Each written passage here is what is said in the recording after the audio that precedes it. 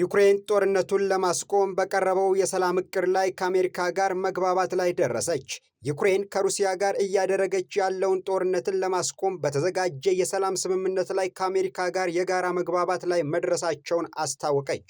ሐሳቡ የተመሰረተው ባለፈው ሳምንት አሜሪካ ለኪየቭ ባቀረበችው 28 ነጥብ እቅድ ላይ ሲሆን የአሜሪካና የዩክሬን ባለስልጣናት ቅዳሜና እሁድ በጄኔቫ በተካሄደው ውይይት ላይ ተነጋግረውበታል። የአሜሪካ ፕሬዝዳንት ዶናልድ ትራምፕ በማህበራዊ ሚዲያ ላይ ባወጡት ጽሑፍ የመጀመሪያ እቅድ ከሁለቱም ወገኖች በተገኘ ተጨማሪ ግብዓት በጥሩ ሁኔታ ተስተካክሏል ብለዋል።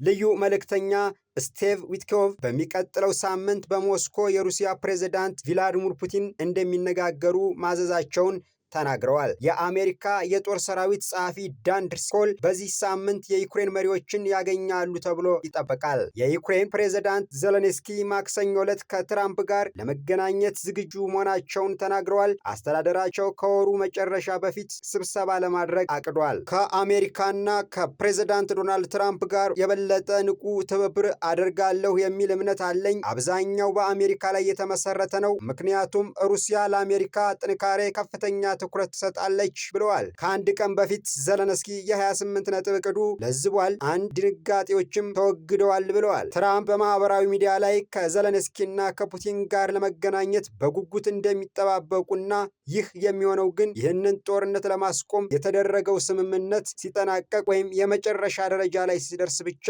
እንደሆነ ጽፈዋል። ፕሬዝዳንቱ በኋላ ለጋዜጠኞች እንደተናገሩት ስምምነቱ በሁለቱም በኩል የግዛት ስምምነቶች እና ድንበሩን ነፃ ለማድረግ መሞከርን ያካትታል። ትራምፕ ለእኔ የጊዜ ገደቡ ጦርነቱ ሲያበቃ ነው በማለት ለሁለቱም ወገኖች የመጨረሻ የሚሉትን ቀን እንዳልሰጡ ተናግረዋል። ሩሲያም በአዲሱ ረቂቅ ስምምነት ላይ ማንም እንዳላማከራት በመግለጽ በእቅዱ ላይ የተደረጉ ማሻሻያዎችን ላትቀበል እንደምትችል አስጠንቅቃለች። የሩሲያ የውጭ ጉዳይ ሚኒስትር ሰርጌይ ላቭሮቭ ሞስኮ የመጀመሪያውን የአሜሪካ ማዕቀፍ ብትደግፍም እቅዱ ጉልህ ለውጥ ከተደረገበት ሁኔታው በመሰረቱ የተለየ እንደሚሆን ተናግረዋል። ለኪየቭ የደህንነት ዋስትና መስጠትና ውጊያ በሚካሄድባቸው በርካታ የዩክሬን ምስራቃዊ ክልሎች የሚደረግ ቁጥጥርን ጨምሮ ሩሲያና ዩክሬን አሁንም በጥልቅ የሚያቃርንባቸው አንዳንድ ጉዳዮች አልተፈቱም ተብሏል። ዋይት ሃውስ አንጻራዊ ተስፋ አለው ቢልም የአውሮፓ መሪዎች ግን ከ4 ዓመታት በኋላም የሁለቱን አገራት ጦርነት